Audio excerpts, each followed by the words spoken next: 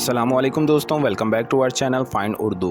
गल्प्स का मतलब है बहुत ज़्यादा पानी या कोई और लिक्विड एक ही बार में निगलना या पीना। ये अक्सर तब होता है जब कोई इंसान बहुत थ्रस्टी और बिना रुके पानी पी जाता है, या जब किसी को कुछ कंज्यूम करना हो जल्दी में। ये ख़ुद को काम और रिफ़्रेश करने का तरीके के तौर पर भी किया जाता है। For example, he took big gulps of water after being exhausted in the heat.